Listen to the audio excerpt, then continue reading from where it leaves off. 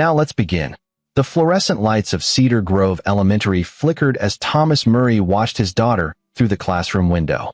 Nora sat in the back row, her strawberry blonde hair falling forward as she hunched over her desk, deliberately avoiding eye contact with the other kids. She used to sit in front, hand always shooting up first. That was 3 months ago. Thomas had been a structural engineer for 15 years, building his career the same way he built everything else, methodically, with precision and care. He designed bridges that carried thousands of people safely across rivers, calculated load-bearing capacities down to the pound. Yet he couldn't figure out what was breaking his 10-year-old daughter from the inside out. The teacher, Mrs. Rodriguez, appeared beside him in the hallway. "Mr. Murray, I'm glad you came early. Can we talk?" They walked to her classroom next door. She closed the door and pulled out a folder. "Nora's grades have dropped significantly, but that's not what concerns me most." She slid a drawing across the desk. A stick figure family, but the father figure was crossed out in heavy black marker, separated from the others by a dark wall. She drew this during free time yesterday. When I asked about it, she said her family would be happier if it was just 3 people instead of 4. Thomas felt his chest tighten. 3 people. Her mother, and her grandmother. Mr. Murray, has something changed at home? Everything and nothing, Thomas thought. Shelby's mother, Dixie Wright, had moved in 6 months ago after claiming she could no longer afford her apartment. What was supposed to be temporary had become permanent. The house in Riverside had enough space for bedrooms, a finished basement, but lately it felt like the walls were closing in. "My mother-in-law is staying with us," Thomas said carefully. "It's been an adjustment." Mrs. Rodriguez's expression shifted, something knowing passed across her face. "I see. Mr. Murray, I've been teaching for 20 years.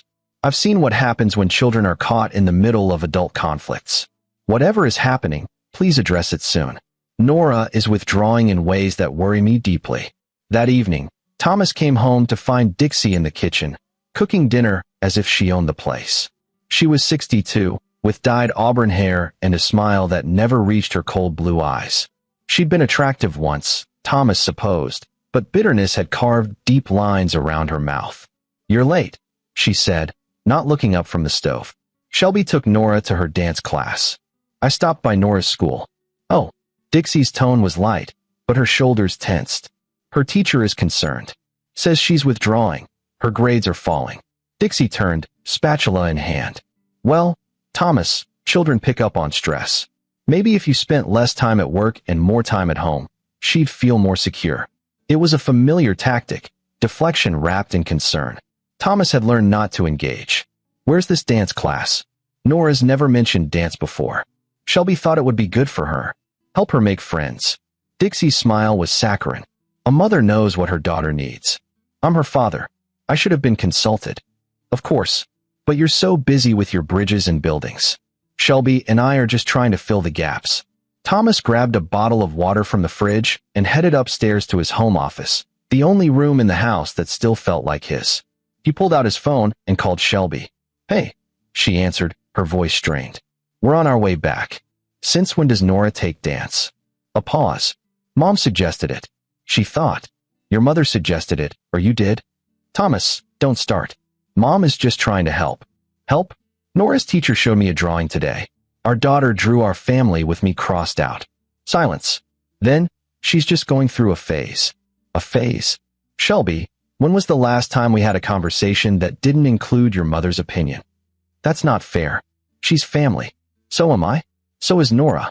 But lately, it feels like we're the outsiders in our own home." He heard Dixie's voice in the background, sharp and insistent. Shelby's tone shifted. "I can't talk about this now.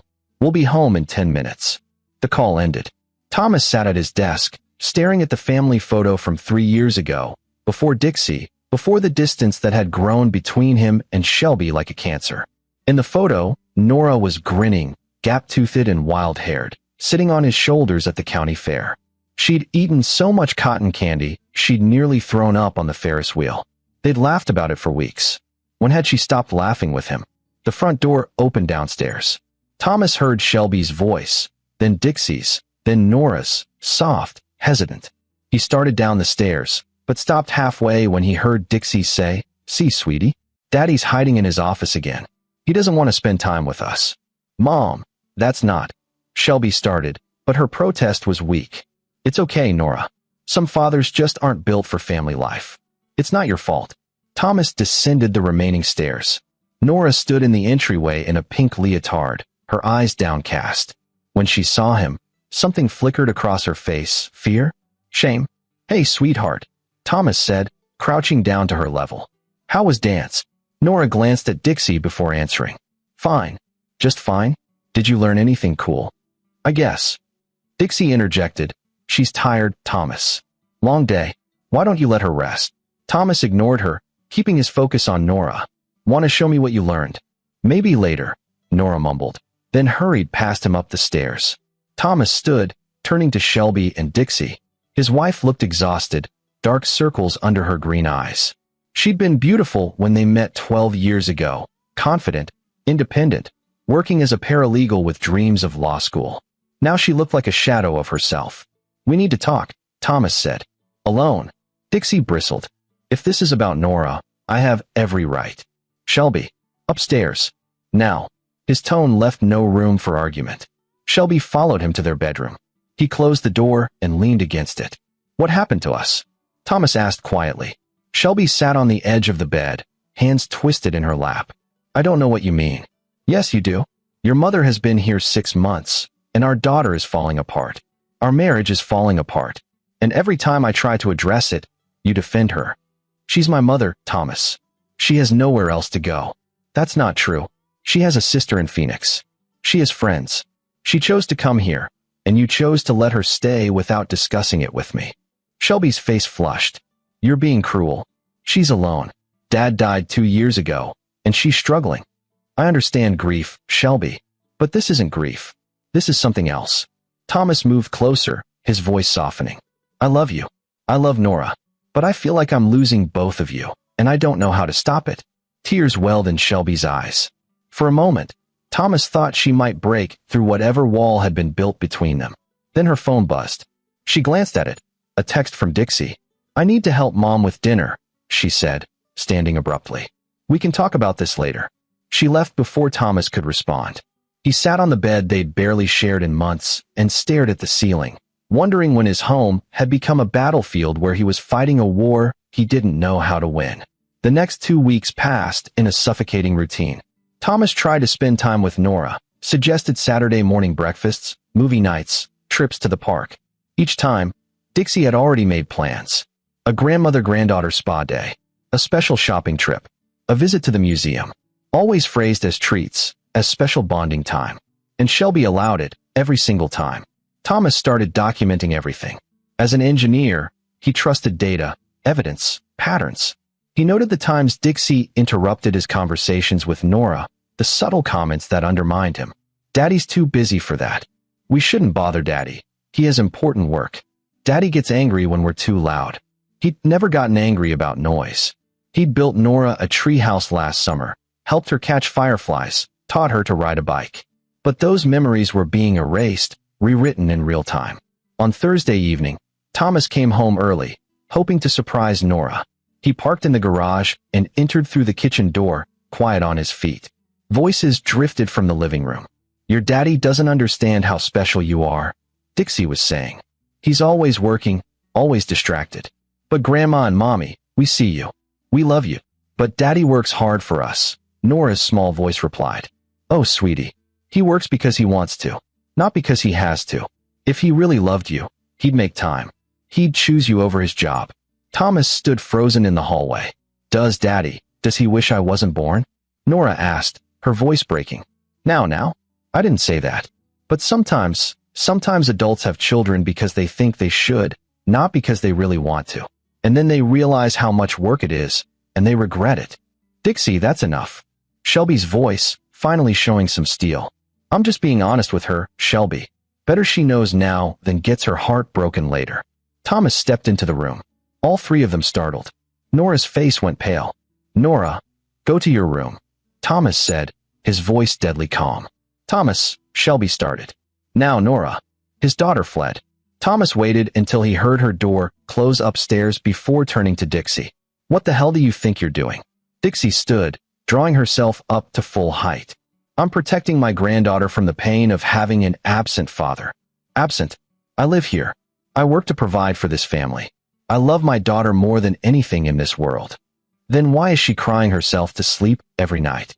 Why does she flinch when you come into a room? The accusation hit like a physical blow. She flinches because you've spent 6 months poisoning her against me. That's ridiculous, Dixie scoffed. I've done nothing but love her. Thomas turned to Shelby. You heard what she said. Tell me you heard it. Shelby looked between them, torn and miserable. Mom was just, she didn't mean.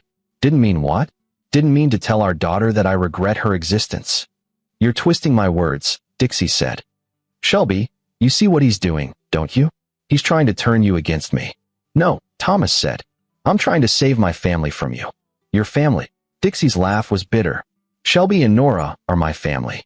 You're just the man who married in. And frankly, I told Shelby 12 years ago she could do better. Mom, stop, Shelby pleaded weakly. But Dixie was on a roll. You've never been good enough for my daughter. You're boring, you're emotionally unavailable. You're more interested in your calculations than in your own child. Shelby deserves better. Nora deserves better. Thomas felt something cold settle in his chest. This wasn't just meddling. This was intentional, calculated destruction. Get out of my house.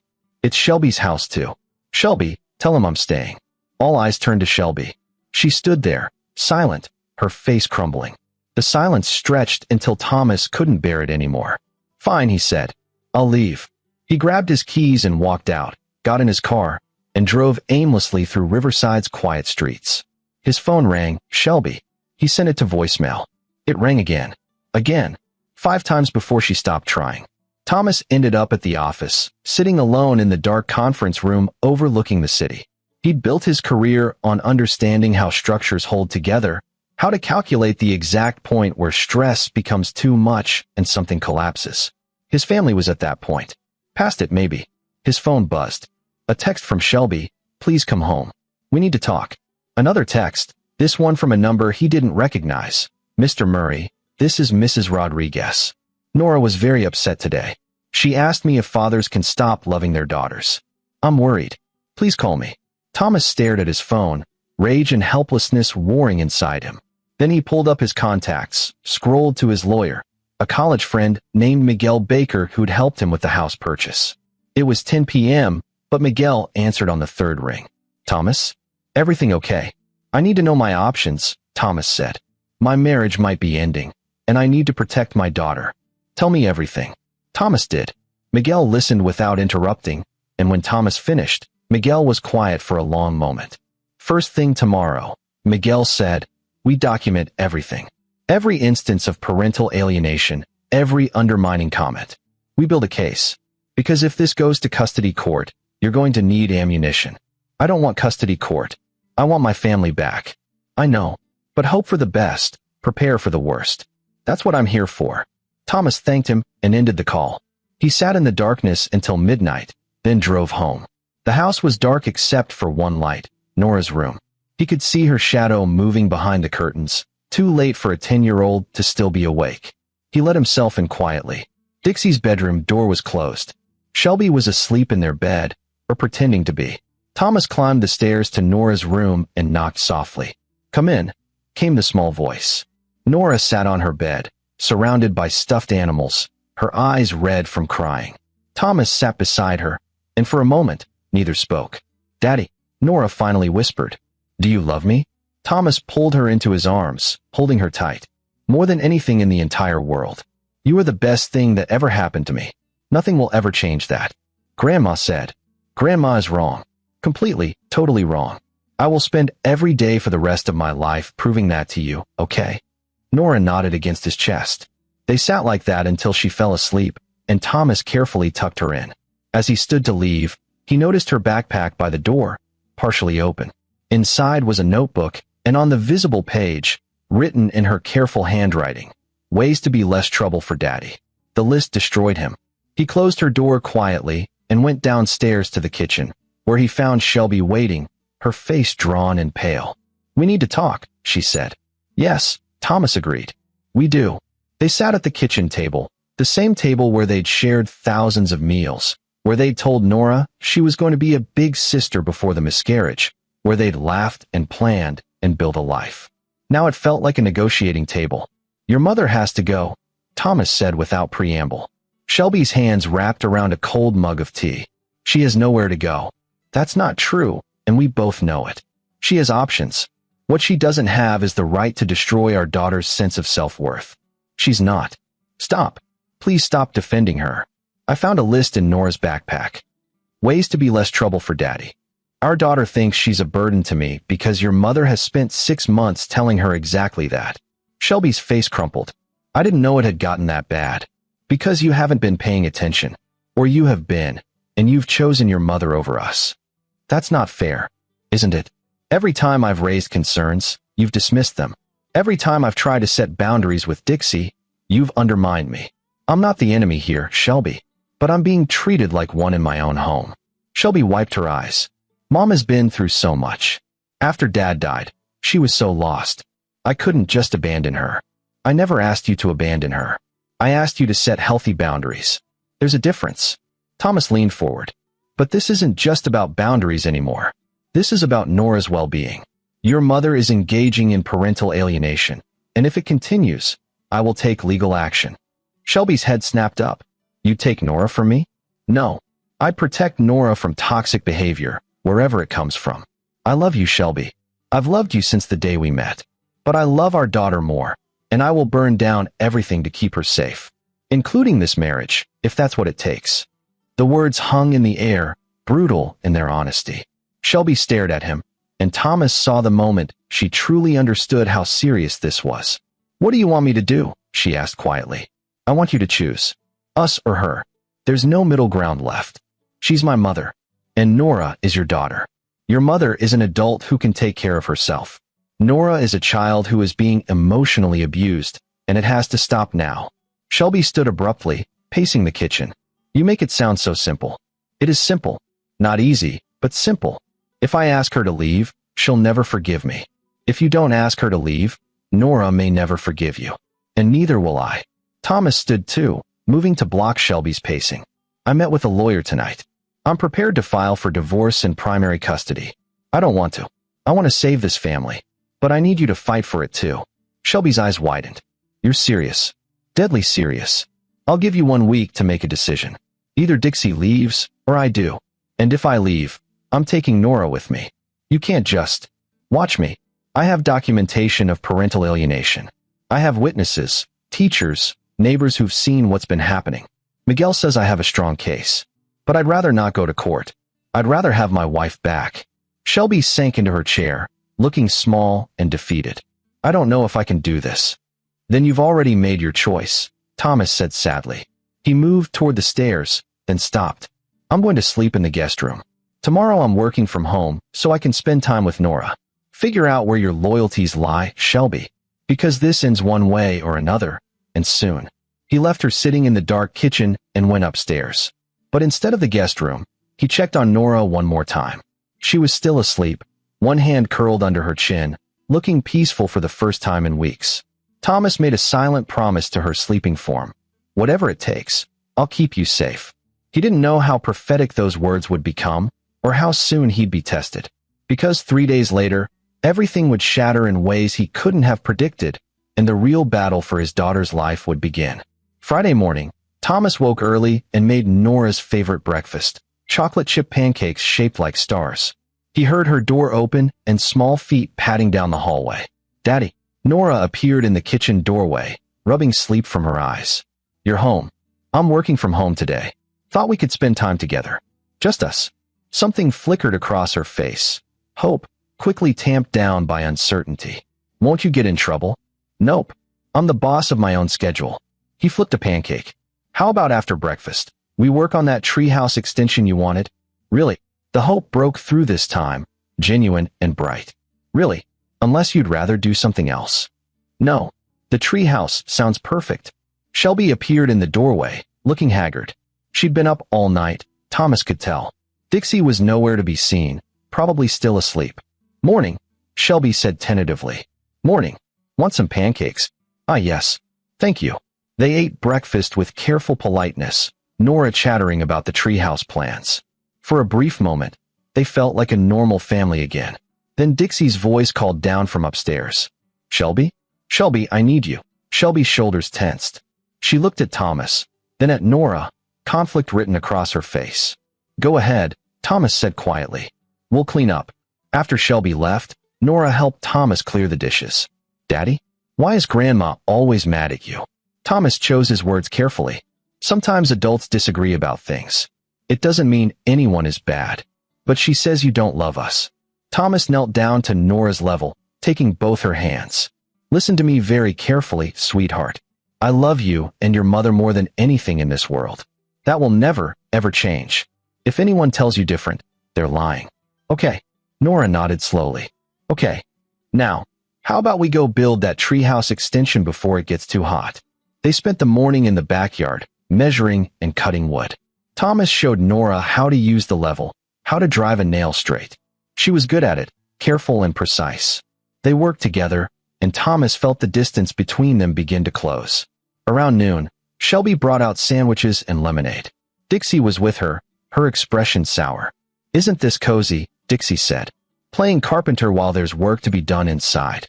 We're bonding, Thomas said evenly. Something we haven't done enough of lately. Yes. Well, Nora needs to get ready. We have plans this afternoon. No, Thomas said. Nora and I have plans. You'll need to reschedule. Dixie's face reddened. Excuse me. You heard me. Nora and I are spending the day together. Shelby, are you going to let him talk to me like this? Shelby looked between them, and Thomas held his breath. This was her choice, right here, right now. Mom, Shelby said slowly, maybe Thomas is right. They should have some time together. It wasn't exactly taking his side, but it wasn't taking Dixie's either. Progress, maybe. Dixie's expression turned ugly. I see. Well, don't come crying to me when he disappoints you both. Again. She stormed back into the house. Nora looked worried. Is Grandma mad at me? No, baby, Shelby said, kneeling down. Grandma's just having a hard time adjusting to things. It's not your fault. Thomas and Shelby's eyes met over Nora's head. Something passed between them, a fragile understanding, maybe, the beginning of an alliance. They spent the afternoon together, all three of them. They finished the treehouse extension, then Nora wanted to show her mother everything Thomas had taught her. Shelby climbed up into the treehouse, and they sat there, legs dangling, pointing out birds and clouds. For the first time in months, Thomas felt hope. That evening, after Nora was asleep, Shelby found Thomas in his office. I talked to Mom today, she said. Told her she needs to find her own place. Gave her 60 days. Thomas stood, hardly daring to believe it. You did. She didn't take it well. But you were right. I've been choosing her over you and Nora, and it stops now. Tears streamed down Shelby's face. I'm so sorry, Thomas. I let things get so bad. I was so afraid of losing her that I almost lost everything that actually matters. Thomas pulled her into his arms. We'll fix this. Together. They held each other, and for the first time in months, Thomas felt like they might actually make it through this. He didn't know that Dixie, standing in the hallway outside his office, had heard every word. Didn't know that rage was burning in her cold blue eyes, that she was already planning her revenge. Because if Dixie Wright couldn't have her daughter and granddaughter to herself, she'd make damn sure Thomas couldn't either. And she knew exactly how to hurt him most. The weekend passed in cautious optimism. Dixie stayed mostly in her room, emerging only for meals, her silence more unsettling than her usual comments. Thomas and Shelby took Nora to the zoo on Saturday, then to her favorite ice cream place. They watched her smile return, heard her laugh again. Sunday night, as Thomas tucked Nora into bed, she threw her arms around his neck. I love you, Daddy. I love you too, sweetheart. So much. I'm sorry I believed Grandma. About you not wanting me. Thomas's throat tightened. You have nothing to be sorry for. Nothing at all. That night, Thomas and Shelby talked for hours, really talked, for the first time in months. They made plans, couples therapy, family therapy for Nora, a timeline for Dixie's departure. It felt like building something new on damaged foundation, but they were trying. I'll tell Mom tomorrow that 60 days is actually 30, Shelby said. The sooner she's gone, the better. Are you sure? I don't want to pressure you. I'm sure. I've been her emotional support animal for too long. It's time I put my actual family first. Thomas kissed her, and for the first time in months, it felt real. They fell asleep in each other's arms, hopeful for the first time in months. Monday morning, Thomas woke to Shelby shaking him. Thomas, Thomas, wake up. He sat up, groggy. What's wrong? Nora's not in her room. Ice flooded his veins. He checked his phone, 6:30 a.m. Maybe she's downstairs. They both rushed down. The kitchen was empty. Living room empty. Dixie's bedroom door stood open. She was gone too, her bedmate. Dixie's car is in the driveway, Shelby said, checking through the window. Thomas ran back upstairs, checking the bathroom, his office, the guest room. All empty. Then he noticed Nora's backpack was missing. And on her desk, weighted down by her favorite stuffed rabbit, was a folded piece of paper. With shaking hands, Thomas picked it up and read, Dear Daddy, I'm sorry I ruined your life. Grandma explained everything to me. How you and Mommy were happy before I was born. How having me made everything hard. How you have to work so much because of me. How you pretend to love me, but really wish you could have your old life back. I heard you and Mommy talking about making Grandma leave. I know it's because of me. I don't want to be the reason your family breaks apart. I'm going somewhere I won't be trouble anymore. Please don't look for me. You'll be happier without me. I love you even though Grandma says you don't love me back. Nora. The paper fell from Thomas's hands. Shelby picked it up, read it, and her face went white. Oh God. Oh God. Thomas, where is she? Thomas was already calling Nora's phone. It went straight to voicemail. He tried Dixie's number. Same thing. When did you last see her? Thomas demanded. Last night, when we said goodnight. Thomas, you don't think Dixie. Where would she go? Your mother. Where would she take her? I don't. Maybe her old apartment? But the new tenants. Thomas was already moving, grabbing his keys. Call the police. Now. Report them both missing. Thomas, maybe we should. Now, Shelby. She flinched, but pulled out her phone. Thomas ran to his car, his mind racing through possibilities. Dixie wouldn't hurt Nora physically, would she? Or had she manipulated Nora into running away alone? How long had they been gone? He drove to Dixie's old apartment complex across town, breaking every speed limit. The building looked the same as it had months ago when he'd helped Dixie move out.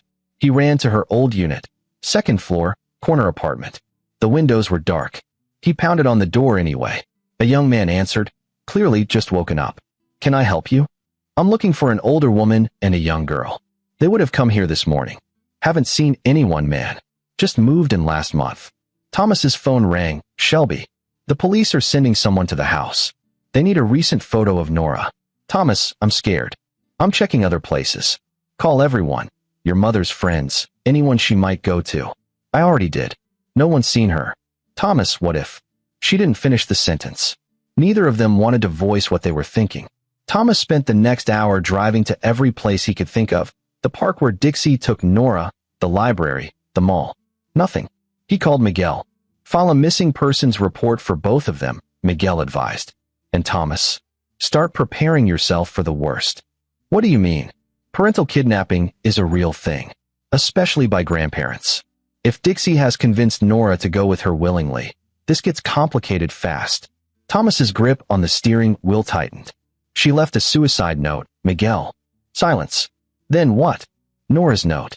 It reads like a suicide note. Going somewhere I won't be trouble anymore. Jesus Christ, Miguel, what if Dixie pushed her to? Don't go there yet. Kids say dramatic things. But you need to find her fast. I'm calling in some favors. Get a private investigator on this. Thomas thanked him and kept driving, kept searching. He called Nora's phone every 5 minutes, left voicemail after voicemail. Sweetheart, wherever you are, please call me. You're not in trouble. I love you. Please just let me know you're safe. At 10:47 a.m., his phone rang. Unknown number. Hello. Is this Thomas Murray? A woman's voice, professional. Yes, who is this? This is Riverside General Hospital. Sir, your daughter is in the ICU. You need to come immediately. The world tilted.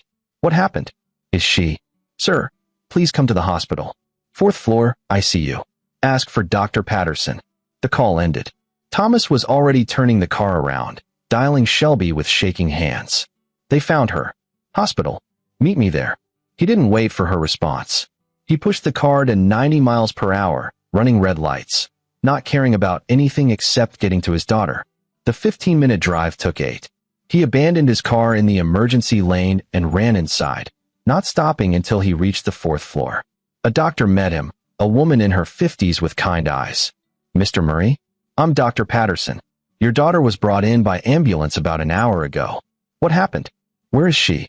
"She's stable now, but it was close. A jogger found her on the Old Mill Bridge around 9 this morning. She'd climbed up on the railing." Thomas felt his knees buckle. Dr. Patterson steadied him. The jogger talked her down, but Nora was hypothermic and in shock.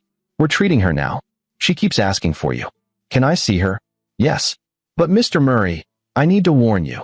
She's very fragile, both physically and emotionally. We've called in a psychiatric consultant." Dr. Patterson led him to a room with glass walls. Inside, Nora lay in a bed that looked enormous around her small frame. She was connected to monitors and 4 in her arm. Her face was pale, her eyes closed. Thomas stepped inside, and her eyes opened. "Daddy." He was at her bedside in 2 strides, taking her hand carefully. "I'm here, baby. I'm right here." Tears leaked from the corners of her eyes. "I'm sorry. I'm so sorry." "Shoo, you have nothing to be sorry for," Grandma said. Nora's voice was barely a whisper.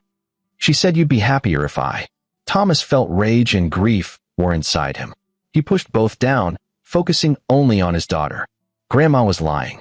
Do you understand me? She was lying about everything. But she said, I know what she said, and none of it was true. Not one word. "You are the best thing in my life. The very best thing. I love you more than breathing." Nora sobbed, and Thomas held her as carefully as he could, mindful of the 4 and monitors. "I got so confused," she cried. "Grandma kept saying things, and Mommy didn't stop her, and I thought maybe it was true." "Where is your grandmother now?" "I don't know. She drove me to the bridge this morning. Said we were going somewhere special. But when we got there, she told me to get out of the car. She said this was the best place for me to go. That you'd understand. That you'd be relieved." Thomas's blood turned to ice. "She brought you to the bridge?" Nora nodded against his chest. "She said jump, and all the pain would stop. That I wouldn't be a burden anymore. But I couldn't do it. I was so scared.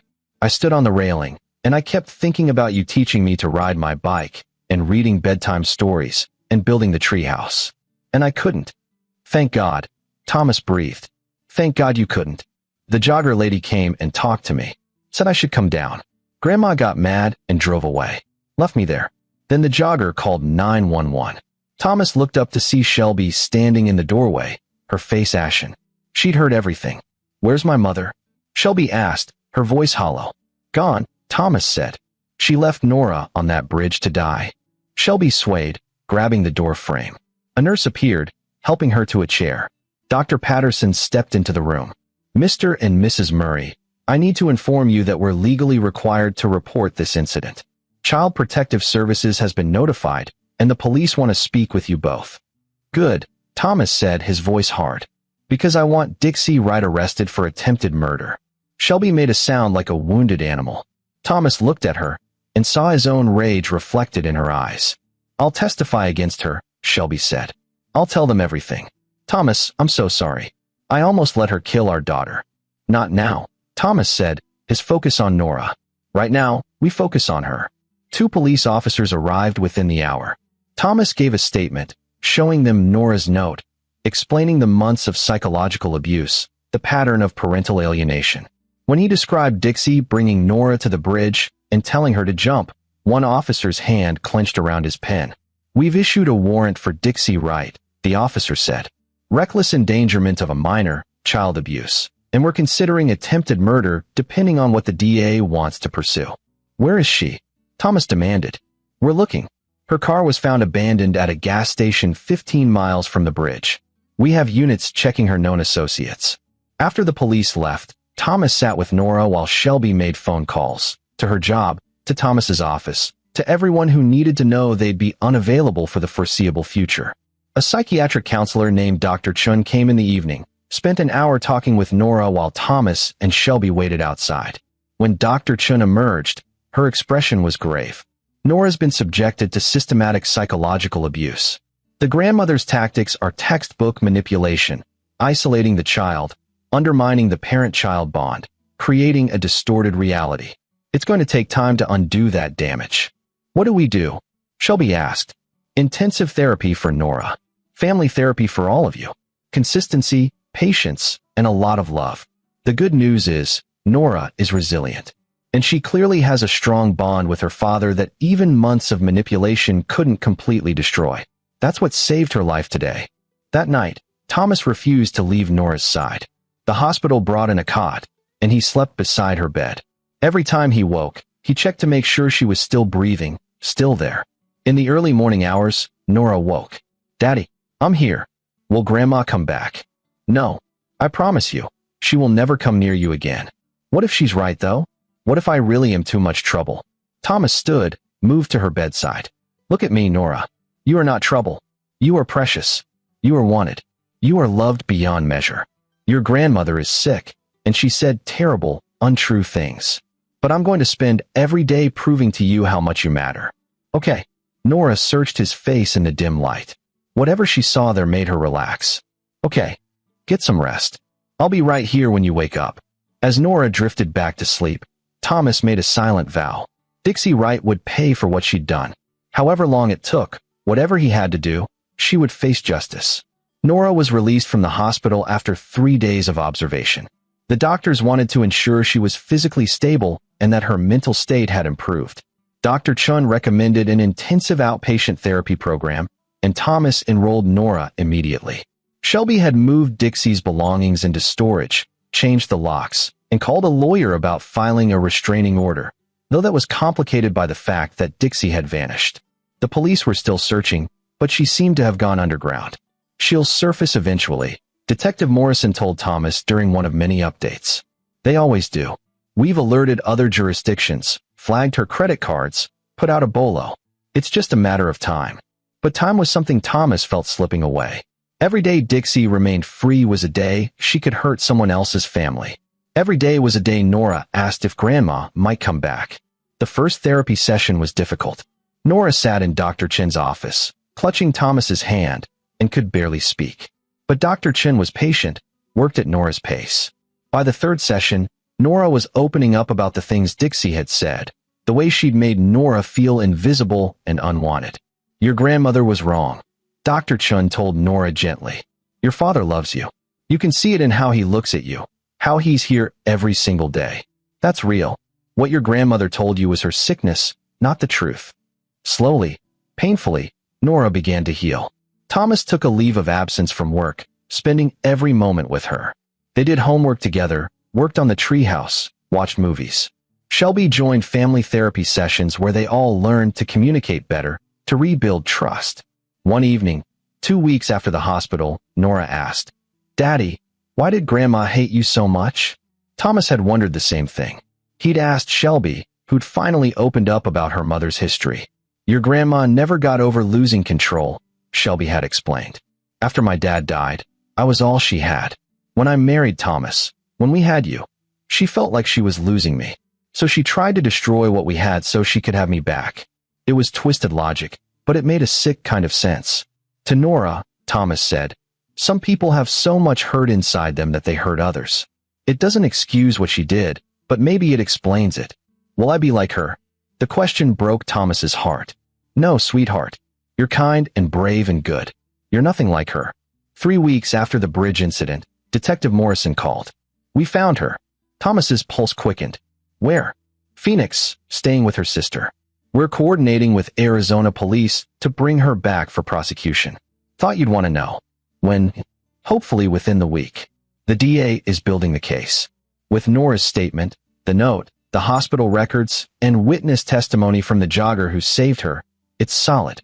Thomas thanked him and hung up. When he told Shelby, she surprised him by crying, not from sadness, but relief. "It's really over," she said. "She can't hurt us anymore." But it wasn't over. Not quite. Because 5 days later, Dixie's lawyer called. She was fighting extradition, claiming she'd done nothing wrong, that Thomas had brainwashed Shelby and Nora against her. She wanted visitation rights with her granddaughter. Miguel exploded when he heard. "She's delusional. No judge will grant that. Can she drag this out?" Thomas asked. "She can try, but she'll lose. The evidence is overwhelming." Still, the thought of Dixie fighting, of Nora potentially having to testify in court, made Thomas sick. He lay awake at night, thinking of ways to end this faster, to protect his daughter from more trauma. Then an idea formed. Dark, perhaps illegal, but effective. He called his old college roommate, Chuck Rich, who'd gone into investigative journalism. "I need everything you can find on Dixie Wright. And I mean everything." Chuck was silent for a moment. "Thomas, what are you planning?" "To make sure she can never hurt my family again. Can you help or not?" "Give me a week." 6 days later, Chuck sent a file. Thomas opened it and felt his eyebrows raise. Dixie's life was a trail of destruction. 2 previous husbands before Shelby's father, both divorces citing emotional abuse.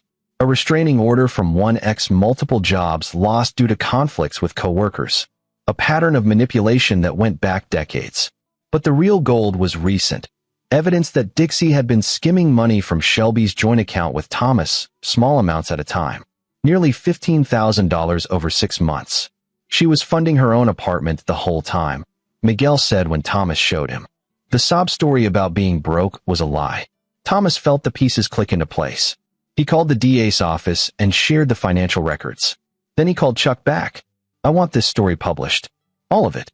Her history, what she did to Nora, the pattern of abuse. Can you make that happen?" "Thomas, you sure about this? It'll be public. Nora will see it eventually. Nora deserves to know the truth. The whole truth. And Dixie Wright deserves to have her name attached to what she is, a child abuser." The article ran in the Riverside Tribune 3 days later. Grandmother's campaign of terror. How psychological abuse nearly cost a child her life. It was damning. Detailed. Sourced impeccably. Within hours, it had been picked up by state media. By the next day, it was national news. Dixie's lawyers stopped fighting extradition. She was brought back to Riverside in handcuffs, photographed by every news outlet. Her face was everywhere, the grandmother who'd tried to destroy her own family. The public court of opinion had convicted her before the trial even began. When the trial date was set, Thomas prepared Nora carefully. "You might have to tell the judge what happened, but I'll be right there. And so will Mom. We'll protect you." Nora nodded, braver than any 10-year-old should have to be. "I want to tell. I want everyone to know she lied." The trial was swift. Dixie's defense tried to paint her as a concerned grandmother, but the evidence was overwhelming. The note, the hospital records, the jogger's testimony that Dixie had told Nora to jump, then drove away, the financial fraud, the documented pattern of abuse. Nora took the stand on day 3. Thomas watched from the gallery, his hands clenched so tight his knuckles were white. But Nora spoke clearly, calmly, telling the truth with a strength that made him burst with pride. When asked if she loved her grandmother, Nora said, "I thought I did. But Dr. Chun says love shouldn't hurt this much. Real love doesn't make you want to die." There wasn't a dry eye in the courtroom. The jury deliberated for 90 minutes. Guilty on all counts: child endangerment, child abuse, attempted murder, and financial fraud. At sentencing, the judge addressed Dixie directly. "You betrayed the sacred trust between grandparent and grandchild. You weaponized a child's love against an innocent man. You manipulated, you lied, and when your scheme fell apart, you brought a 10-year-old to a bridge and told her to jump. I've seen many things in my career, but few as calculated and cruel as your actions." She sentenced Dixie to 15 years in prison. Thomas felt the weight he'd been carrying for months finally lift. When he looked at Shelby, she was crying. When he looked at Nora, she was holding her mother's hand, and she looked free. Outside the courthouse, reporters swarmed. Thomas made a brief statement. "My daughter is the bravest person I know. She survived something no child should ever face. We're focusing now on healing, on being a family, on moving forward. Justice has been served." As they drove home, all 3 of them together in Thomas's car, Nora said, "Daddy, can we work on the treehouse when we get home?" Thomas met Shelby's eyes in the rearview mirror. She smiled, and he smiled back. "Absolutely," Thomas said. "In fact, I think it's time we build a second level. You're getting bigger, you'll need more room. Can we put in a slide? One that goes all the way to the ground. We can do whatever you want, sweetheart." They spent the rest of the drive planning the treehouse expansion, talking about normal things, being normal. Thomas knew the healing would take time. They still had family therapy. Nora still had nightmares sometimes. Shelby was working through her own guilt about not stopping her mother sooner. But they were together. They were safe. And Dixie Wright would spend the next 15 years behind bars, unable to hurt anyone. 6 months later, the treehouse was complete. 2 levels, a slide, a rope bridge connecting to a second tree, and a zipline Thomas had installed with Miguel's help. Nora hosted her first sleepover there with 3 friends from school, girls who'd stuck by her even when the news coverage made her famous in the worst way. Thomas and Shelby watched from the kitchen window as the girls laughed and screamed, being kids. "She's going to be okay," Shelby said softly. "Yeah," Thomas agreed. "We all are." Miguel stopped by with his wife, bringing beer and stories. They sat on the back deck, adults talking adult things while the kids played. It felt wonderfully ordinary. "How's the new project going?" Miguel asked. Thomas had started his own engineering firm, wanting more control over his time. "Good. Growing slowly, but that's fine. I like being able to set my own hours, be there for Nora." "Speaking of which," Miguel's wife said, "my sister's school is looking for someone to teach a workshop on engineering. Thought Nora might enjoy it." "I'll ask her," Thomas said. "She's been interested in building things lately. Wonder where she got that." They laughed. Normal conversation. Normal life. That night, after the sleepover girls had been picked up, Nora came to Thomas's office where he was reviewing blueprints. "Daddy, can I ask you something?" "Always." "Do you think Grandma will ever say she's sorry?" Thomas considered the question. Dixie had shown no remorse at trial, maintained she'd done nothing wrong. "I don't know, sweetheart. Some people can't admit when they're wrong. Dr. Chun says I can forgive her anyway, even if she doesn't say sorry. Not for her, but for me." "That's true. Forgiveness is about letting go of anger so it doesn't poison you. But forgiveness doesn't mean forgetting or letting her back into your life." Nora nodded slowly. "I don't think I'm ready to forgive her yet. Is that okay?" "Completely okay. You take all the time you need. There's no rush." "Okay." Nora hugged him. "Love you, Daddy." "Love you too, Nora. More than anything." After she left, Thomas sat in the quiet of his office and thought about revenge. He'd gotten it. Dixie was in prison, her reputation destroyed, her freedom gone. But the real victory wasn't her punishment. The real victory was this: his daughter, healthy and healing. His marriage, stronger than before. His family, intact. Dixie had tried to destroy them, and she'd failed spectacularly. Sometimes, Thomas thought, the best revenge is simply living well. A year after the trial, Nora's therapist declared her ready to step down to maintenance sessions, once a month instead of weekly. It was a milestone worth celebrating. Thomas took the family to the coast for a weekend, staying in a beach house that overlooked the Pacific. Nora had never seen the ocean before, and her face when she first glimpsed the endless blue horizon made every hardship worthwhile. They built sandcastles, flew kites, collected shells. At sunset, Thomas and Nora walked along the shore while Shelby read on the porch. "The ocean is so big," Nora said, holding Thomas's hand. "It makes me feel small." "In a bad way?" "No, in a good way. Like my problems are small too." Thomas smiled. "That's very wise. Dr. Chun says I'm resilient." "What does that mean?" "It means you're strong. You went through something terrible, and you're still here, still fighting, still growing. That takes courage." Nora was quiet for a moment, watching the waves. "I'm glad I didn't jump, Daddy. I'm glad the lady talked me down." "Me too, sweetheart. Every single day, me too. Sometimes I still hear Grandma's voice in my head, telling me I'm not wanted. But then I remember you and Mom, and how you guys fought for me. And the voice gets quieter. It'll keep getting quieter," Thomas promised. "Until one day, you won't hear it at all." They walked back to the beach house as the sun set, painting the sky in oranges and pinks. Shelby had dinner ready, fish tacos and fresh fruit. They ate on the porch, sharing the best and worst parts of their day, a family tradition they'd started in therapy. That night, after Nora was asleep, Thomas and Shelby sat on the beach with a bottle of wine. "I never thought we'd make it here," Shelby admitted. "After everything that happened, I thought our family was broken forever." "It was broken," Thomas said. "But broken things can be repaired. Sometimes they're stronger for it." "Do you think you'll ever fully forgive me for letting her do what she did?" Thomas considered the question honestly. "I think I'm working on it. The same way Nora's working on forgiving Dixie. It takes time." "Fair enough." Shelby leaned against his shoulder. "Thank you for not giving up on us." "I couldn't. You're my family. All of you." They sat in comfortable silence, listening to the waves crash against the shore, each lost in their own thoughts. Thomas thought about the man he'd been a year ago, desperate, helpless, watching his daughter slip away. He'd felt powerless then, trapped in a situation he couldn't control. But he'd learned something important. Power isn't about controlling everything. It's about protecting what matters, standing firm when the world tries to break you, and fighting back when someone threatens those you love. Dixie had underestimated him. She'd seen a quiet engineer who spent his days with blueprints and calculations, and assumed he'd be easy to destroy. She hadn't counted on a father's love, a father's fury, a father's determination to protect his child at any cost. She'd gambled everything on tearing them apart, and she'd lost. Thomas had won not through violence or cruelty, but through truth.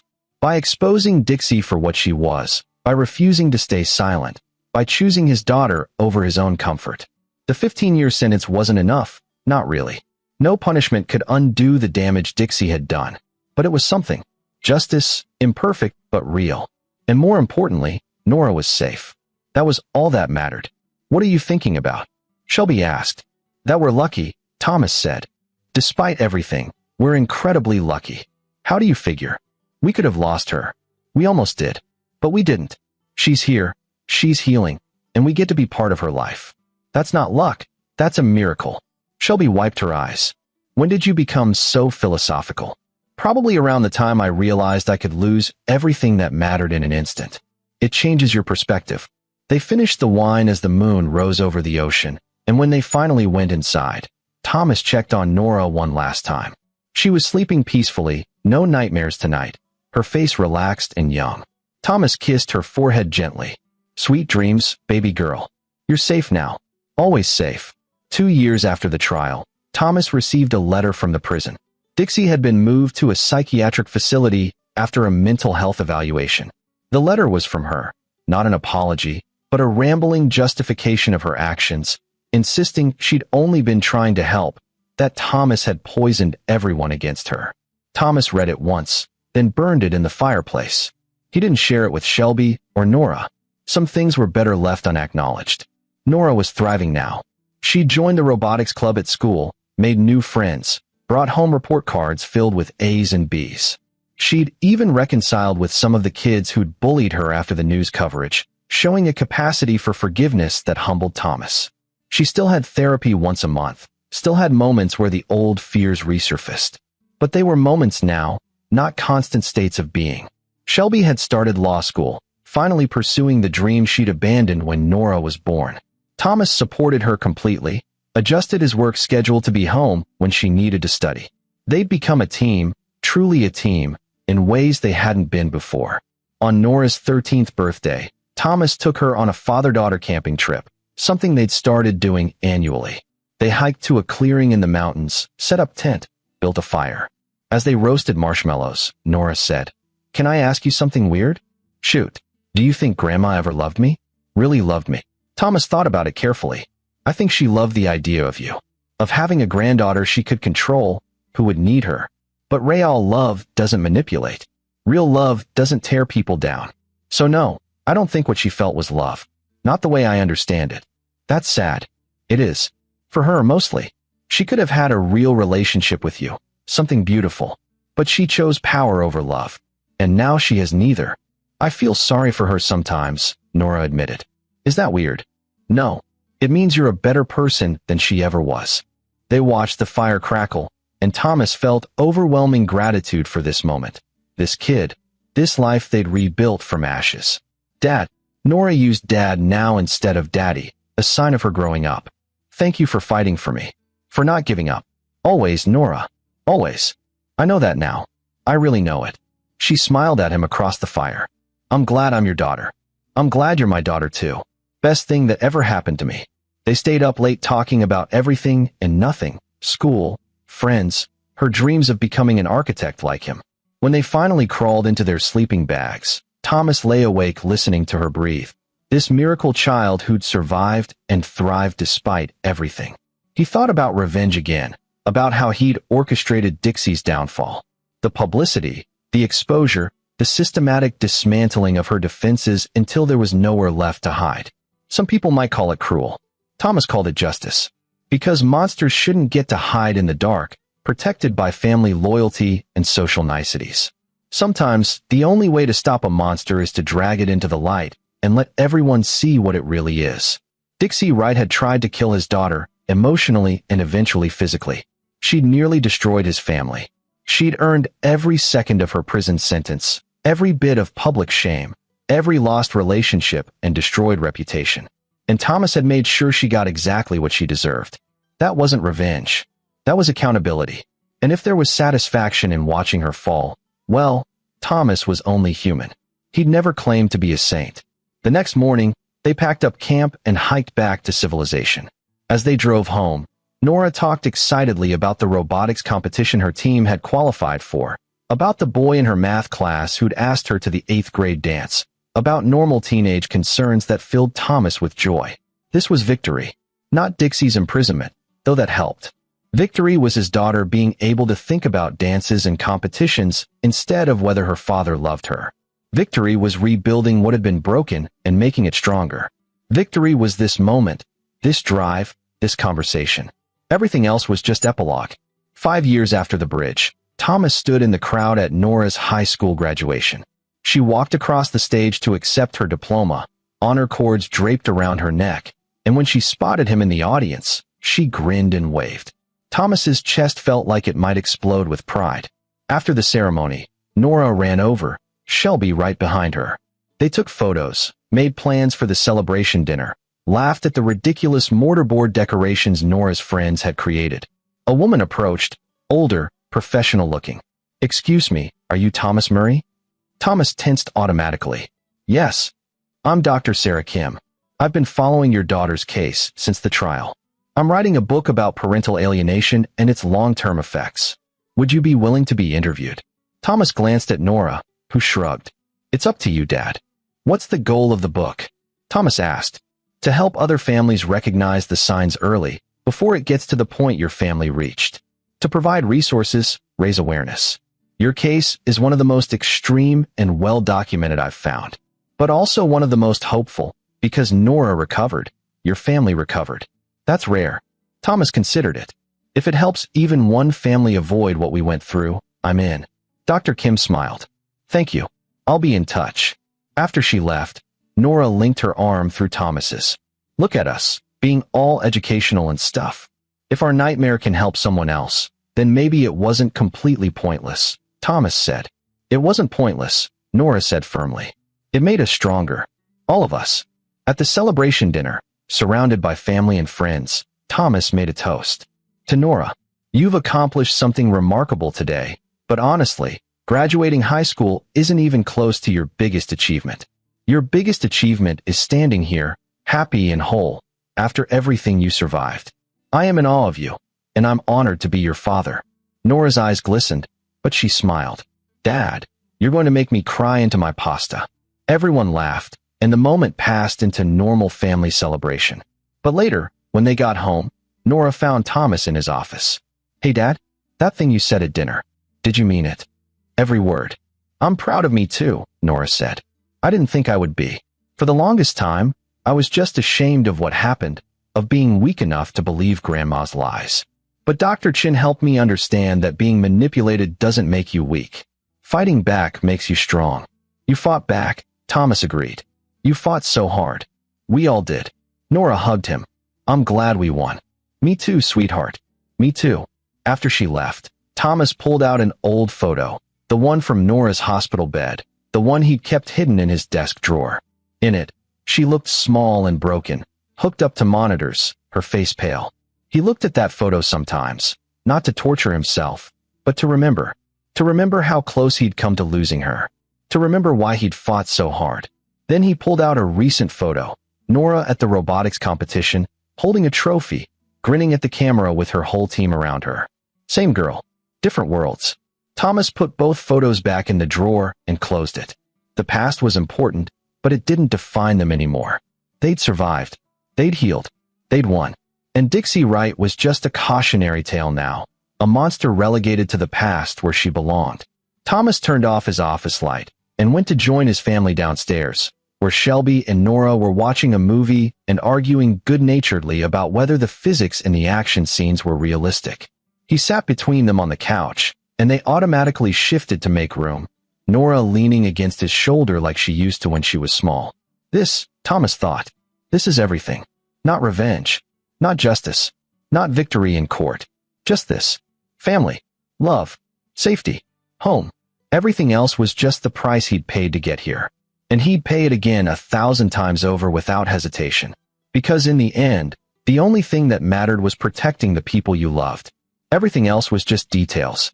And Thomas Murray had always been very, very good with details. This is where our story comes to an end. Share your thoughts in the comments section. Thanks for your time. If you enjoy this story, please subscribe to this channel. Click on the video you see on the screen, and I will see you there.